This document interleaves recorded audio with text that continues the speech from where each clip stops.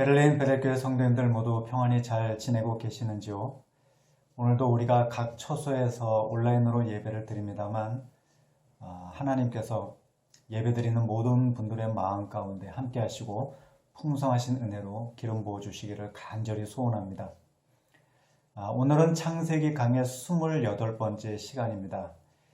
오늘 우리가 읽은 이 창세기 24장의 말씀은 아브라함이 이삭의 아내가 될 여인을 구하기 위해서 자기 집의 모든 재산을 맡은 늙은 종을 자신의 고향으로 보냈을 때 있었던 내용으로 되어 있습니다.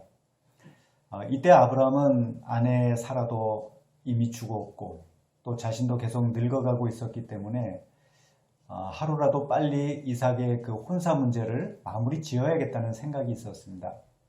그래서 아브라함이 자기 집안의 모든 소유를 맡은 종을 자기 고향으로 보낸 것인데요. 이 당시 아브라함 같이 이렇게 재산이 많은 사람들은 집안에 많은 종들을 거느리고 있었습니다. 또 주인들은 그 많은 종들 가운데서도 성실하고 믿을 만한 종을 하나 세워가지고 자기 집안의 모든 재산을 관리하고 다른 종들도 맡아서 관리하도록 한 것인데요. 성경에 보시면 청지기라는 말이 나오죠. 청지기가 바로 이 모든 재산을 맡은 종을 가리키는 그런 표현입니다. 그래서 아브라함도 이삭의 배필을 구하는 이 중요한 문제를 아무한테나 맡기지 않고 자기 집안의 모든 재산을 맡은 종에게 맡긴 것입니다. 학자들은 이 늙은 종에 대해서 창세기 15장 2절 말씀해 보시면 다메섹 사람 엘리에셀이라는 그 이름이 나오는데 이 엘리에셀이 아니었을까 이렇게 짐작을 하기도 합니다만 그러나 정확히 알 수는 없습니다. 저는 오늘 말씀을 통해서 여러분과 함께 두 가지를 생각해 보고자 합니다. 먼저 첫 번째는 우리가 모든 일을 하면서 가장 중요하게 생각해야 되는 그 모든 일의 기준이 바로 믿음이 되어야 한다는 것입니다. 아브라함은 어느 날 자기 집의 모든 소유를 맡은 늙은 종을 자기한테로 불렀습니다. 그리고 아브라함은 이 종에게 자기 허벅지 밑에 손을 넣으라고 이야기했는데요. 아브라함이 이렇게 자기 허벅지 밑에 손을 넣으라고 이야기한 것은 이 당시 고대 근동 지역에서는 사람들이 어떤 중요한 일에 대해서 약속을 할 때 상대방의 허벅지에다가 손을 넣고 맹세하는 관습이 있었기 때문에 아브라함이 이렇게 하도록 이야기한 것입니다. 이렇게 허벅지 밑에 손을 넣고 맹세하는 것은 곧 반드시 그 약속을 서로 지키겠다는 의미가 담겨져 있는 것인데요. 그래서 아브라함은 그렇게 이 종에게 자기 허벅지 밑에 손을 놓고 그 아들 이삭을 위해서 아내가 될 여인을 구하도록 부탁을 했습니다. 그런데 이때 아브라함은 그 종에게 가나안 족속의 딸들 중에서 여인을 구하지 말고 자기 고향으로 가서 이삭의 아내가 될 여인을 구해오라고 부탁을 했습니다. 왜냐하면 이 당시 가나안 족속들의 문화가 악하고 음란하다는 사실을 아브라함이 누구보다 잘 알고 있었기 때문입니다. 부모된 사람이라면 누구나 다 그 자기 자식이 그 좋은 배우자를 얻기를 바라는 마음이 있죠. 이거는 부모뿐만이 아니라 결혼하는 당사자들도 마찬가지입니다. 그래서 아브라함이 이제 가나안 족속들의 딸이 아닌 자기 고향으로 돌아가서 그 이삭의 아내가 될 여인을 구해오라고 종에게 부탁을 한 것인데요. 그런데 이 종은 아브라함이 하는 말을 듣고 한 가지 궁금한 점이 생겼습니다. 그것이 뭐냐면 이 종이 고향으로 가서 이제 어느 여인을 이삭의 배필감으로 정했는데 만약 그 여인이 이 종을 따라서 가나안 땅으로 오지 않으려고 할 경우에 어떻게 해야 되겠느냐 하는 것이었죠. 그래서 이 종은 만약 그 여인이 가나안 땅으로 오려고 하지 않을 경우에 그러면 이삭을 데리고 그 여인이 있는 곳으로 가도 되느냐 이렇게 아브라함에게 물었습니다. 그러자 본문 6절과 7절 말씀해 보시면 아브라함이 이 종이 질문하는 것을 듣고 이렇게 대답을 했습니다. 아브라함이 그에게 이르되 내 아들을 그리로 데리고 돌아가지 아니하도록 하라. 하늘의 하나님 여호와께서 나를 내 아버지의 집과 내 고향 땅에서 떠나게 하시고 내게 말씀하시며 내게 맹세하여 이르시기를 이 땅을 네 씨에게 주리라 하셨으니 그가 그 사자를 너보다 앞서 보내실지라 네가 거기서 내 아들을 위하여 아내를 택할지니라. 아브라함은 만약 종이 이 선택한 여인이 가나안 땅으로 오지 않으려고 할 경우에 이삭을 데리고 그 여인이 있는 곳으로 데리고 가지 말라고 이야기했습니다. 왜냐하면 과거에 하나님께서 아브라함을 고향 갈대아 우르에서 떠나게 하시고 가나안 땅을 아브라함과 그 후손들에게 주시겠다고 약속하신 그 약속 때문이라는 것이었는데요. 다시 말해서 아브라함은 자신도 그렇고 이삭도 그렇고 가나안 땅이 하나님께서 주신 약속의 땅이기 때문에 자신들은 절대로 가나안 땅을 떠나지 않겠다고 이 종에게 이야기한 것입니다. 8절에도 보시면 아브라함이 만약에 여자가 종을 따라오려고 하지 않을 경우에 아브라함과 이삭 그 종이 서로 맹세한 것이 아무런 상관이 없을 거라고 하면서 무슨 일이 있어도 이삭을 데리고 그 여인이 있는 곳으로 가지 말라고 같은 말을 했습니다. 그래서 종이 아브라함의 부탁의 말을 듣고 이제 그 허벅지 아래 손을 놓고 이제 맹세한 것인데요. 그런데 아브라함이 하나님의 약속을 믿고 무슨 일이 있어도 가나안 땅을 떠나지 않으려고 했던 것, 이것은 신약적인 관점에서 볼 때 우리가 무슨 일이 있어도 믿음의 자리에 머물도록 힘써야 된다는 사실을 보여주고 있습니다.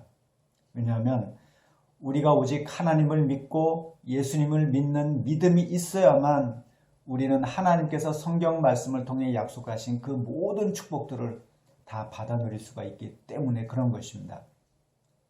그래서 우리가 어떤 상황 속에 있든지 또 우리한테 무슨 일이 있든지 우리는 아브라함처럼 예수 믿는 믿음, 하나님을 믿는 그 믿음을 가장 중요하게 생각하고 우리는 절대로 믿음의 자리를 떠나지 않도록 힘써야 하는 것입니다. 이 얘기는 다시 말해서 우리가 무슨 일을 하든지 또는 어떤 사람을 만나든지 그 일이나 그 사람이 우리의 믿음에 유익한지 어떤지 우리가 잘 분별하고 우리의 믿음에 도움이 되는 쪽을 우리가 선택할 수 있어야 된다는 사실을 우리에게 보여주고 있습니다. 그래서 만약에 우리가 어떤 일을 하려고 하는데 그 일이 우리가 믿음 생활을 하는 데 있어서 별 도움이 되지 않는다고 우리가 판단이 될 경우에 우리가 우리의 믿음을 지키기 위해서 과감하게 그 일을 포기할 수도 있어야 하는 것이죠. 그리스도인들 가운데 보면 신앙을 지키기 위해서 부정하게 번 돈을 포기했다든지 또는 더 좋은 대우를 해주는 직장을 포기했다든지 이런 내용의 간증을 우리가 가끔씩 들을 때가 있죠. 바로 이런 것입니다. 그래서 우리는 무슨 일을 하든지 그 모든 일에 있어서 가장 중요한 첫 번째 기준을 믿음으로 삼아야 하는 것이죠. 히브리서 11장에 보시면 믿음으로 살았던 사람들에 대한 이야기가 많이 나오고 있는데요. 그 가운데 모세에 대한 이야기도 나오죠. 근데 히브리서 11장에 보시면 모세에 대해서 성경은 모세가 바로의 공주의 아들이라 칭함받기를 거절하고 도리어 하나님의 백성과 함께 고난받기를 잠시 죄악의 낙을 누리는 것보다 더 좋아했다. 이렇게 이야기하고 있습니다. 공주의 아들로서 그 화려한 궁궐에서 사는 것, 이것은 정말 누구나 다 바라는 삶이고 정말 매력적인 인생이 아닐 수가 없죠. 그런데 모세가 하나님을 믿는 믿음이 있다 보니까 공주의 아들로서 그 궁궐에서 화려하게 사는 것보다 하나님의 백성들과 함께 고난받는 것을 더 좋아했다. 이렇게 성경은 증언하고 있는 것입니다. 그래서 이처럼 우리는 무슨 일이든지 그 일이 우리의 신앙에 유익한지 유익하지 않은지 그것을 잘 분별하고 무엇보다 우리의 믿음을 지키는 일을 우리 인생에 있어서 가장 중요한 첫 번째 우선순위로 삼을 수 있어야 하는 것입니다. 우리가 사람을 만나는 것도 마찬가지죠. 우리가 짧은 인생을 살면서 얼마나 많은 사람들을 만납니까? 그런데 우리는 그 사람들을 만나면서도 우리 신앙에 별 유익이 없는 사람들보다는 우리 신앙에 도움이 되는 그런 좋은 믿음의 사람들을 만나도록 힘써야 하는 것입니다. 왜냐하면 우리가 예수님을 믿는 이 믿음이라고 하는 것이 그저 그런 것이 아니라 우리가 예수님을 믿는 믿음이 있어야만 우리가 구원을 받고 영원한 생명을 얻고 천국에 들어갈 수가 있기 때문에 그런 것입니다. 그래서 예수님을 믿는 이 믿음이라고 하는 것은 이 믿음의 가치가 얼마나 중요한지 아는 사람들만 이 믿음을 붙잡고 이 믿음을 굳게 지키고 이 믿음에 매달릴 수가 있지, 이 믿음의 가치가 얼마나 중요한지 모르는 사람은 이 믿음을 절대로 중요하게 생각하지를 않습니다.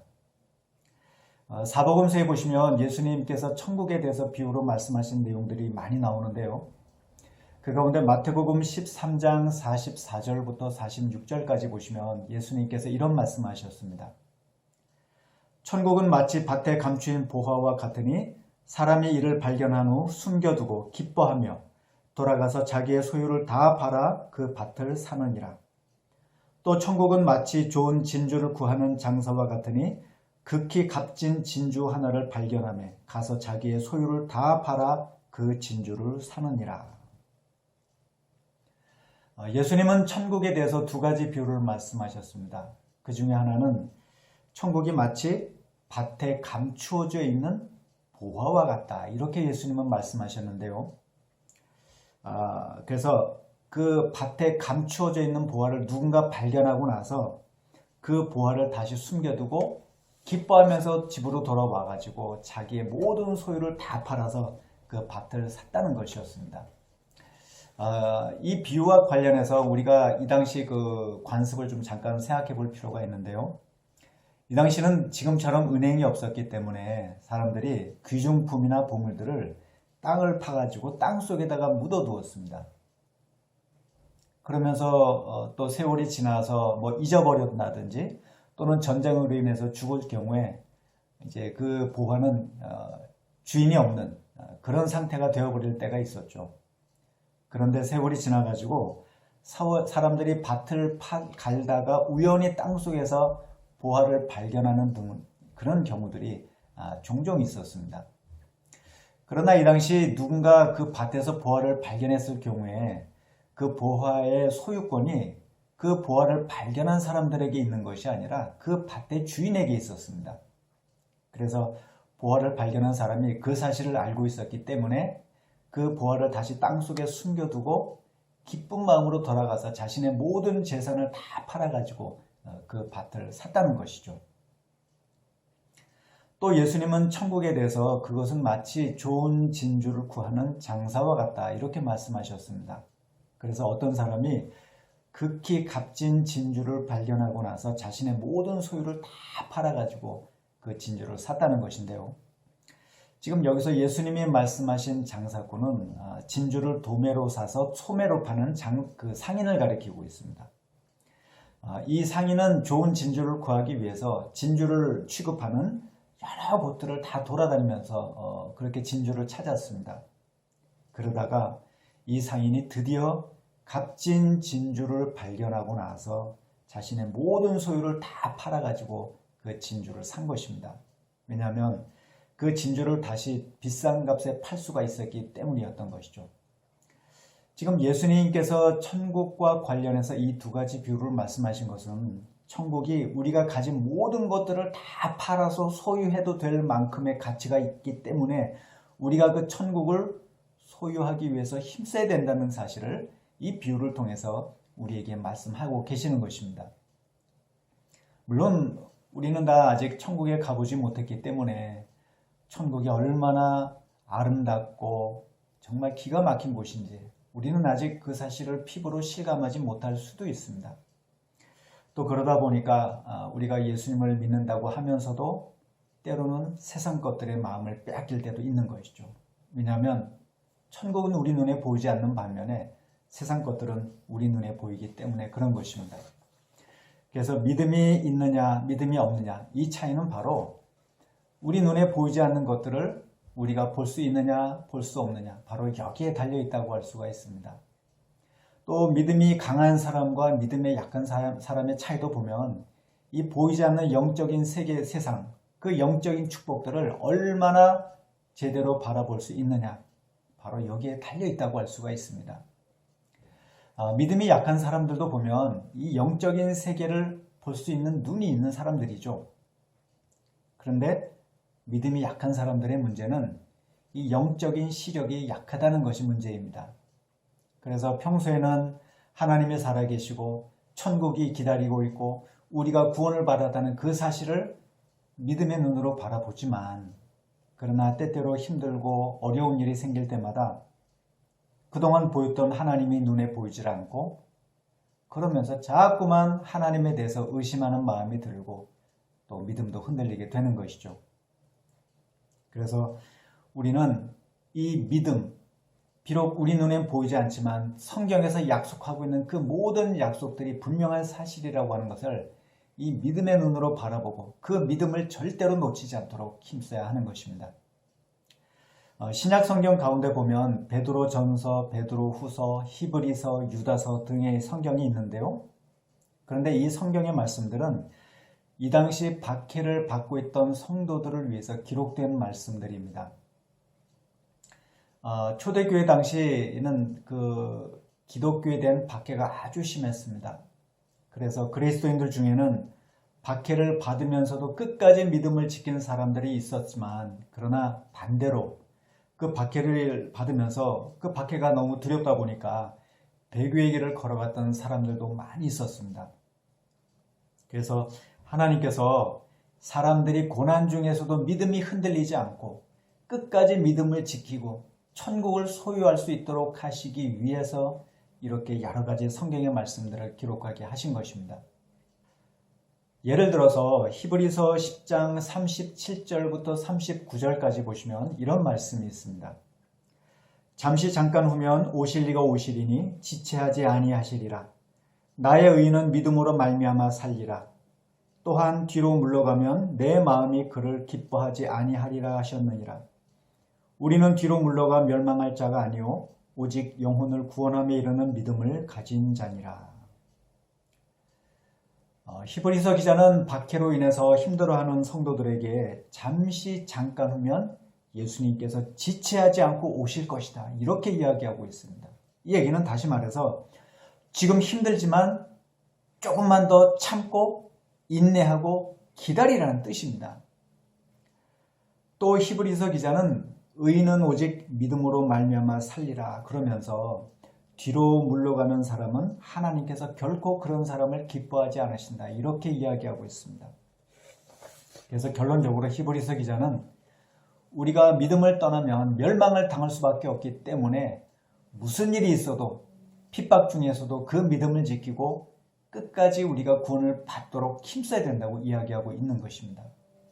이처럼 우리는 믿음의 가치가 얼마나 놀라운 것이 알아야 됩니다. 그리고 그 믿음을 우리는 굳게 붙잡고 모든 일에 있어서 첫 번째 우선순위로 삼아야 하는 것이죠. 하나님도 우리가 이처럼 믿음을 굳게 붙잡고 모든 일의 결정 기준에 있어서 믿음을 첫 번째 우선순위로 삼고 살아갈 때 그런 우리를 보시면서 얼마나 기뻐하시는지 모릅니다.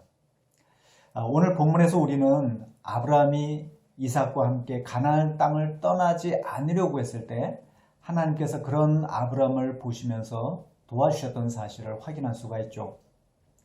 아브라함의 종은 낙타 10마리에다가 각종 좋은 선물을 가득 싣고 나홀의 성으로 갔습니다. 나홀은 아브라함의 동생이고 지금 여기서 말하는 나홀의 성은 하란을 가리키고 있습니다. 아브라함의 종이 하란에 도착했을 때는 저녁 때쯤이었는데요. 이때는 여인들이 물을 기르러 성 밖에 있는 우물로 나올 때쯤이었습니다. 이때 아브라함의 종은 하나님께 기도를 드렸습니다. 어떻게 기도를 드렸냐면 이 종이 이제 그 성 밖으로 물을 기르러 나오는 소녀에게 물을 마시게 해달라고 부탁을 할 때 그 소녀가 이 종에게 물을 마시게 하고 또 낙타들에게도 물을 마시게 하면 그것이 바로 하나님의 응답인 줄 알겠다, 이렇게 기도한 것이죠. 그런데 15절 말씀해 보시면 이 종이 기도를 마치기도 전에 리브가가 물동이를 메고 우물가로 나왔다는 사실을 볼 수가 있습니다. 또 리브가는 아브라함이 바랬던 대로 아브라함의 동생이었던 나홀의 아들 부두엘의 딸이었습니다. 그러니까 리브가는 아브라함에게서 볼 때 이제 조카 손녀 딸이었던 것이죠. 이것을 보면 하나님께서 아브라함을 도와주시고 이 종으로 하여금 리브가를 단번에 만나게 해 주셨다는 사실을 우리는 알 수가 있습니다. 그래서 이런 사실을 보면 아브라함이 하나님의 약속을 굳게 믿고 무슨 일이 있어도 가나안 땅을 절대로 떠나지 않겠다고 결심했을 때 하나님께서 그런 아브라함의 모습을 보시고 아브라함의 앞길을 순적하게 인도하시고 도와주셨다는 사실을 우리는 성경에서 확인할 수가 있는 것입니다. 물론 그렇다고 해서 이 말씀은 우리가 믿음을 굳게 지키면 하나님께서 알아서 우리가 하는 모든 일마다 다 잘되게 해주신다, 그런 사실을 의미하는 내용으로 봐서는 안 되겠죠. 하나님께서 아브라함의 앞길을 순적하게 인도하셨다. 이 말씀은 궁극적인 의미에서 볼 때 하나님께서 우리의 앞길을 천국까지 안전하게 인도해 가신다, 그런 의미로 우리는 볼 필요가 있는 것입니다. 사랑하는 성도 여러분, 저는 우리가 예수님을 믿고 있다는 것이 얼마나 귀한고 놀라운 축복인지를 기억하고 우리는 하나님께서 우리에게 주신 이 믿음의 축복에 대해서 진심으로 감사하는 마음을 가질 수 있기를 바랍니다. 또 우리는 무슨 일이 있더라도 이 예수 믿는 믿음을 굳게 붙잡고 이 믿음을 따라 모든 일을 행하면서 우리는 모두가 다 구원을 받고 천국으로 들어갈 수 있게 되기를 이 시간 주의 이름으로 축원드립니다. 본문에서 우리가 한 가지 더 생각해 볼 것이 있는데요. 그것은 우리가 하나님께 기도할 때마다 우리가 해야 될 일들이 있다면 열심히 그 일을 해야 한다는 것입니다. 11절 말씀에 보시면 이런 말씀이 있습니다. 그 낙타를 성박 우물 곁에 꿀렸으니 저녁 때라 여인들이 물을 기르러 나올 때였더라. 이 종은 낙타를 성 밖에 있는 우물 곁에 꿀렸고 또 이때는 바로 저녁 때였다, 이렇게 성경은 이야기하고 있습니다. 지금 이 말씀을 보면 아주 간단하게 기록이 되어 있지만 그러나 이것은 그냥 간단하게 그렇게 간단한 내용이 아니라 이 종이 이 아브라함의 아들 이삭의 배필감을 구하기 위해서 정말 여러 가지로 많이 생각하고 노력했다는 사실을 우리에게 보여주고 있습니다. 이 당시 여인들은 우물을 기르기 위해서 그 우물로 자주 왔기 때문에 이 우물은 그 모든 마을 사람들에게 있어서 만남의 장소였고 중심지였습니다. 이 종도 그런 사실을 잘 알고 있었죠. 그래서 이 종이 우물 곁에 있다 보면 많은 여인들을 만날 수 있었기 때문에 이 종이 이렇게 이 우물이 있는 곳에다가 낙타를 데리고 온 것입니다. 또 종이 성 밖에 있는 우물 곁에 이렇게 도착한 때가 저녁 때였다라고 되어 있는데요. 이것은 낮에 해가 뜨겁다 보니까 사람들이 날씨가 선선한 아침이나 저녁 때가 되면 물을 기르러 나왔기 때문에 이 종이 그 사실을 알고 저녁 때 그 시간에 맞춰서 이렇게 성 밖에 있는 우물 곁으로 온 것입니다. 그래서 이런 사실을 보면 이 종이 이 이삭의 배필이 될 여인을 구하기 위해서 여러 가지로 자신이 할 수 있는 모든 최선을 다했다고 하는 사실을 우리는 엿볼 수가 있죠. 이어서 12절부터 14절까지 보시면 이 종은 하나님께 기도를 드렸습니다. 그 기도의 내용은 방금 앞에서도 말씀드린 것처럼 이 종이 그 소녀에게 좀 물 좀 달라고 부탁을 했을 때 그 소녀가 이 종에게 마실 물을 주고 또 낙타에게도 물을 마시게 할 때 그 여인이 바로 하나님께서 짝지어 주신 여인이라는 사실을 알겠다는 그런 내용이었습니다. 그런데 종이 기도를 마치기도 전에 리브가가 물동이를 어깨에 메고 우물가로 나왔죠. 그리고 종이 리브가에게 물을 좀 마시게 해달라고 부탁을 했을 때 리브가는 급히 물동이를 내려가지고 이 종에게 물을 마시게 했습니다. 또 뿐만 아니라 리브가는 낙타에게도 물을 마시게 하겠다고 하면서 그 물동이의 물을 급히 구유에다가 붓고 다시 또 물을 기르러 우물가로 내려갔죠. 이 사실과 관련해서 18절과 20절에 보시면 급히라는 단어가 계속 반복이 되고 있습니다. 이것은 하나님께서 이 종의 기도에 응답하고 계시다는 사실을 성경이 이 리브가의 신속한 행동을 통해서 보여주고 있는 것입니다. 그래서 오늘 본문에서 이 종의 모습을 보면 그냥 가만히 기도만 하고 앉아있지 않고 자신이 할 수 있는 일을 위해서 최선을 다했다는 것을 알 수가 있습니다. 그래서 이 종은 여인들을 많이 만나기 위해서 우물가로 찾아왔고 또 여인들이 물을 길러 많이 나오는 저녁 때 그 시간에 맞춰서 우물가에 찾아온 것이죠. 이처럼 우리는 하나님께 기도할 때마다 그냥 기도만 하고 있어서는 안 되고 우리가 해야 될 일이 있다면 우리는 최선을 다해야 됩니다. 그럴 때 하나님께서 우리가 하는 일을 통해서 우리 기도에 응답해 주시는 것입니다. 마태복음 7장 7절과 8절에 보시면 예수님께서 이런 말씀을 하셨습니다. 구하라 그리하면 너희에게 주실 것이요 찾으라 그리하면 찾아낼 것이요 문을 두드리라 그리하면 너희에게 열릴 것이니 구하는 이마다 받을 것이요 찾는 이는 찾아낼 것이요 두드리는 이에게는 열릴 것이니라.